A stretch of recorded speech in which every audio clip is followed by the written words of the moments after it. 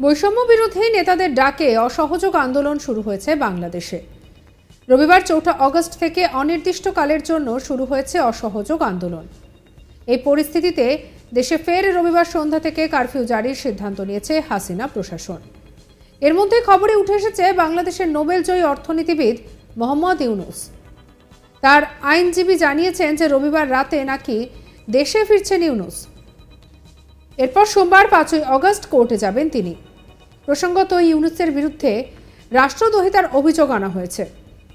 রবিবার ইউনুসের আইনজীবী সাংবাদিক বৈঠকে জানান যে রবিবার রাতেই দেশে ফিরছেন মোহাম্মদ ইউনুস।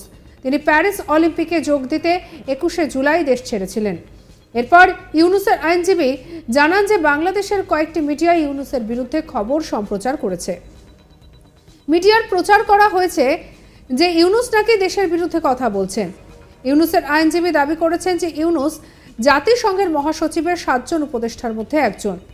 সেখানে বাংলাদেশের পরিস্থিতি নিয়ে বলতে উঠে দেশের বর্তমান পরিস্থিতি নিয়ে তাকে বলতেই হতো। সেটা বলার জন্য তাকে বলা হচ্ছে তিনি নাকি রাষ্ট্রদ্রোহী। কি বলেছেন ইউনুসের আইনজীবী, আসুন শুনে নেব। ডক্টর ইউনুস সাহেব, আপনারা জানেন প্যারিসের অলিম্পিকের উনি ৩ জন বিশেষ অতিথির একজন। পৃথিবীর এত বড় অলিম্পিকের উনি একজন।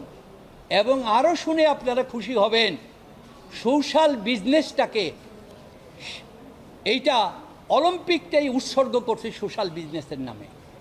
এইটা হচ্ছে বাংলাদেশের গর্ব। আগামী ১০০ বছর পর, ইউনুসের পর, রবীন্দ্রনাথের পরে ১২৫ বছর পরে নোবেল পেয়েছে দুইজন।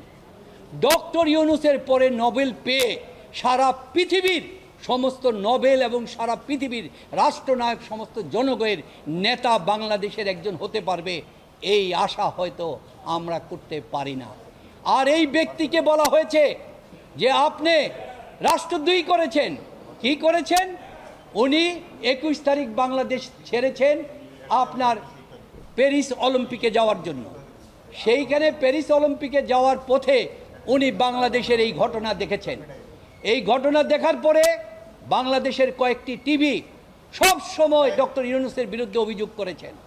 এই টিভিগুলি বলেছেন আপনি তো দেশের পক্ষে কথা বলেন না, আপনি বিদেশের পক্ষে কথা বলেন।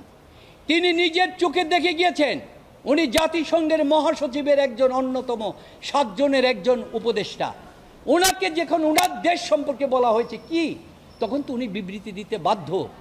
সেই বিবৃতিটা তো উনি জাতিসংঘের মহাসচিবের উপদেষ্টা হিসাবে তা তো বলতে পারে না। নির্বিচারে এই যে ছাত্রদেরকে হত্যা করা হয়েছে, গুলি করা হচ্ছে, জনগণকে গুলি করা হচ্ছে এবং ৩২ জন শিশুকে গুলি করে হত্যা করা হয়েছে, উনি এই জিনিসটা তুলে ধরেছেন।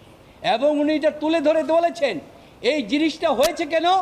কারণ একটি সঠিক সাধারণ নির্বাচন ছাড়া সরকার হওয়ার কারণে আজকে এই ঘটনা হয়েছে।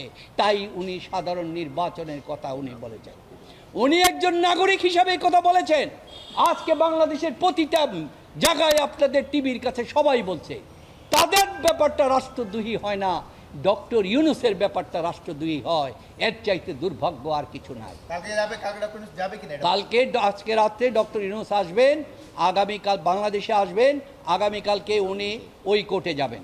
আর এই ব্যাপারে আমি আপনাদের কাছে একটি কথা বলতে চাই যে সরকার যে এই যে ছাত্রদেরকে মারল এবং জাতীয় সম্পদ নষ্ট হলো, এই ব্যাপারে কিন্তু দুটি প্রশ্ন দাঁড়ালো।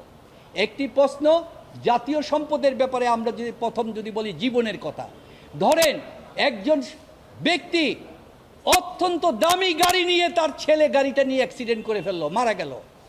ওই পরিবার কি ছেলেকে দেখতে হসপিটালে যাবে নাকি না দামি গাড়িটা দেখতে যাবে? সেটা কখনো হয় না।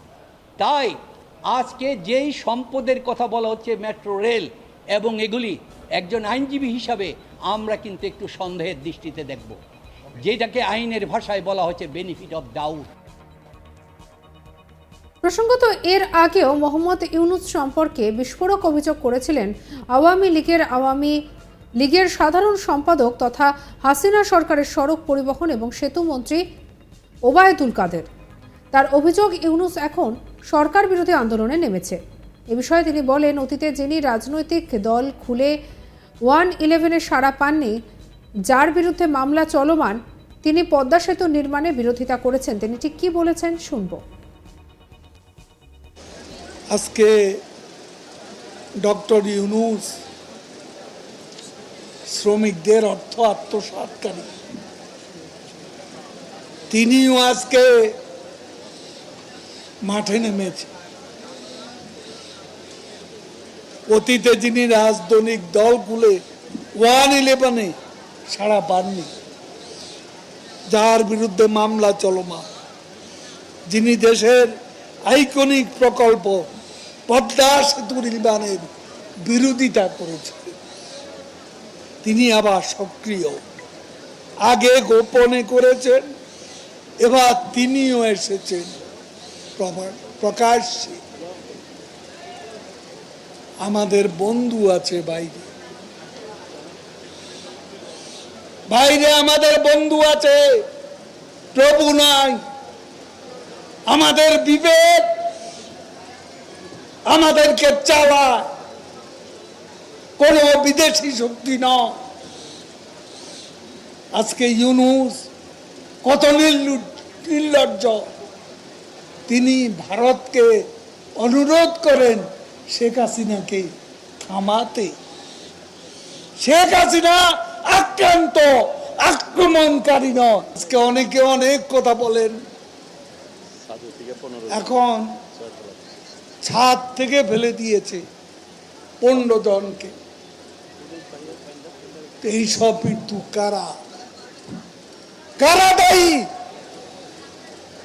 শেখ হাসিনা যাচ্ছেন বিবেকের টানে, হৃদয়ের টানে, আপনাদের মতো মায়া কান্না করতে নয়,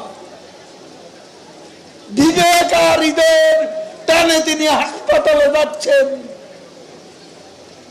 বঙ্গবন্ধু মানুষের জন্য যা করতেন, তার কন্যাও সেই সহানুভূতি নিয়ে আজকে যাচ্ছেন।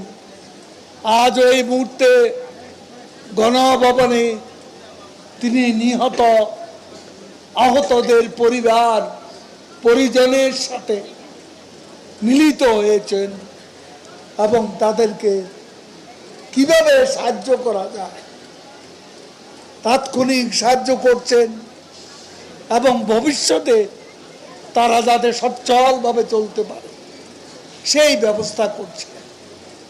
এই কাজ তো বিএনপি করে না, ফখরুল পারে শুধু। সাবস্ক্রাইব করুন চ্যানেলটিকে।